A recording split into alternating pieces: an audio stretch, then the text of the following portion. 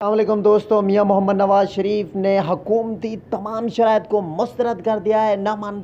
ماننے سے انکار کر دیا ہے، اور انہوں نے کہا ہے کہ میں ایسے دوا پہ لعنت بھیجتا ہوں کہ ان شرائط کو قبول کروں۔ تو دوستو، ویڈیو کو شروع کرنے سے پہلے میری آپ سب سے ریکویسٹ ہے کہ اگر آپ نے ابھی تک میرے چینل کو سبسکرائب نہیں کیا تو میرے چینل کو سبسکرائب کریں اور نزدیک بیل آئیکن کو کلک کریں تاکہ مزید سیاسی خبریں سے آپ میرے ساتھ جڑے رہیں، اور خاص طور پہ P M L N and opposition جماعتیں۔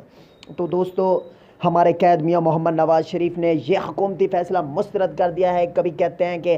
آپ ایسے جتنے مطلب ان کے وفاقی وزیر کہتے ہیں جتنا ان کی پر کیس ہے، کیس تو یار ہے نہیں یار، پہلی بات تو یہ ہے کیس ہے نہیں۔ اگر کیس ہے، جب ان کو عدالت نے چھوٹ دے رکھی ہے تو آپ کون سی شرائط رکھیں گے؟ دیکھیں، میاں محمد نواز شریف نہ کبھی کسی حکومت سے بھیک مانگے، نہ اب مانگ رہا ہے، نہ وہ مانگنے کے لیے کبھی تیار ہے اور نہ مانگے گا۔